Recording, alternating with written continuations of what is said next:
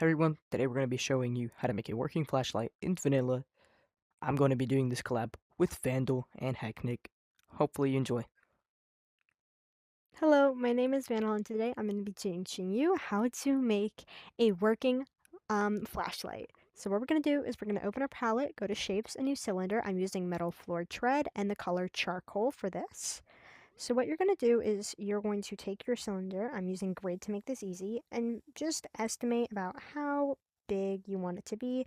This is just a regular handheld size flashlight. It doesn't have to be fancy at all, just big enough so that way when you hold it, it'll look about right. And I think that's a pretty good size. So what I'm going to do here is I'm just going to start right off the bat with adding the little rim to the front of it.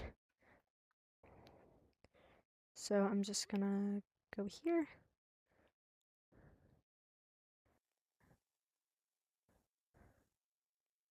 I'm going to make a larger cylinder to the front. And then I'm just going to adjust it accordingly. Make sure it covers all the sides. And also make sure that it is even on all sides as well. So you can do that by just simply looking at the top and the bottom, see how this side has a little more excess. We're just gonna shave that off and make sure it's even on the top and bottom. I'd say that's pretty even. I think I'm just gonna make it one size bigger on each side though. So that means up and left and right, up, down, left, and right. We're gonna make it one size bigger like that.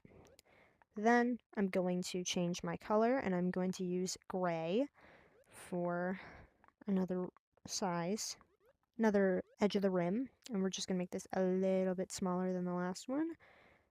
It's okay, things are uneven. That's what the move tool and the scale tool are for. Just going to make sure that it is center. And honestly, that's not too bad of a size.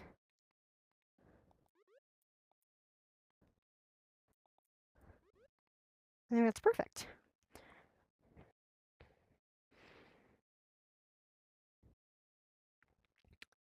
So actually, what I'm going to do is I'm going to make this one a little bit bigger than the other because flashlights typically don't have the rims bend inward. So I'm just going to make this side a little bit bigger.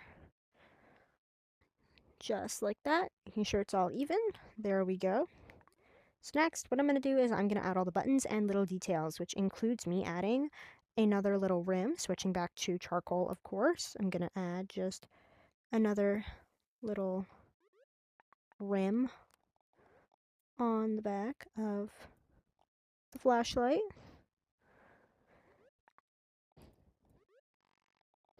I'm just gonna scale it one size bigger than the flashlight base on all sides to make sure it's even. There we go. That looks pretty good. So now I'm going to use more charcoal for this, and I'm going to still use the cylinder tool, and then I'm just going to create some, I'm actually use charcoal for this.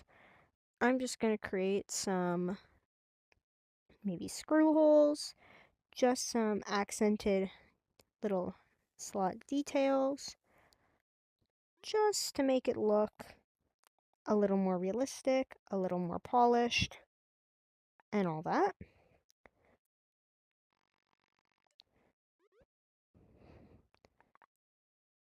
I think that looks good. And then I'm just gonna add a long cylindrical button onto the side because we are going to make this function, of course. And if it wants to function, we need a button.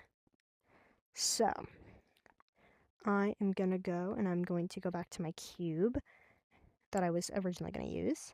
I'm just going to make some little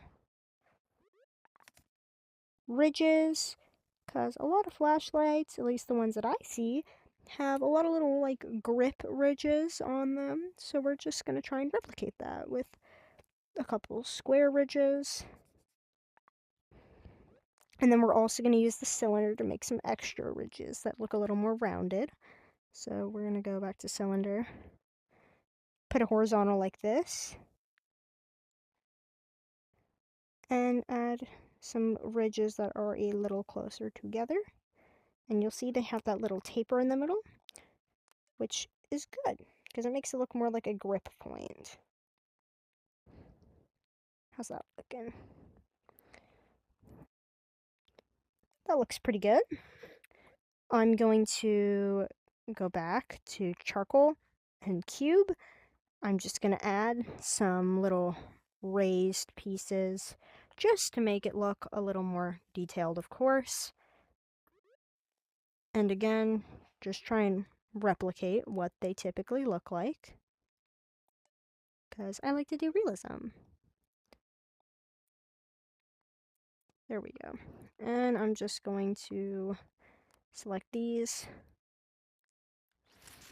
flip them to the side by using this, and just drag them over, make sure they're both even in the depth, and then I'm just going to create, again,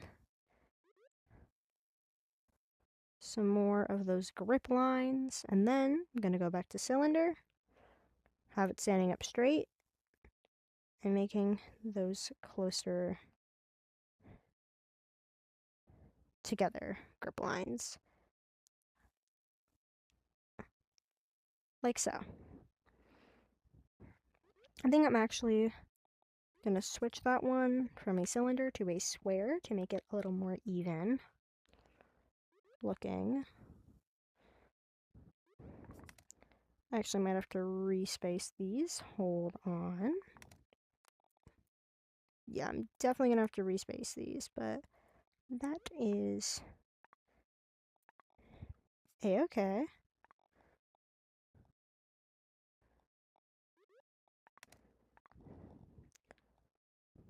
I'm going to merge all these shapes in just a moment.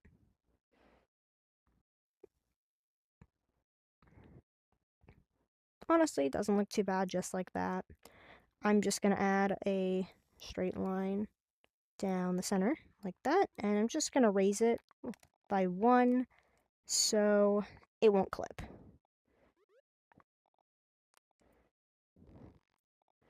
Like that. So that's all I'm going to do for this one. I'm not going to do the bottom because you're not going to really pay attention to the bottom, and that's not our main focus. So I'm going to spin around back. I'm going to use yellow, and I'm going to go to the neon material, and I'm just going to go to cylinder, and I'm going to make, obviously, another circle in this bright yellow to mimic the light. I'm going to center it.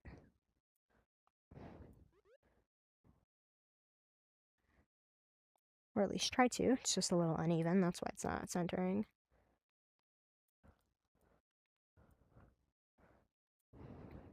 That's centered. And then I'm just going to push it into the light, into the flashlight.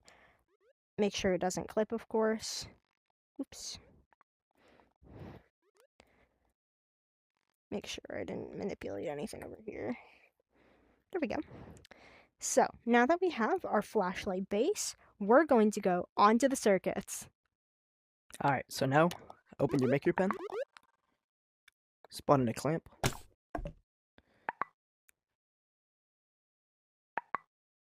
get a spotlight, put it near your flashlight. We also want a trigger volume, spawn it in. Now we're going to manipulate so we can scale it down.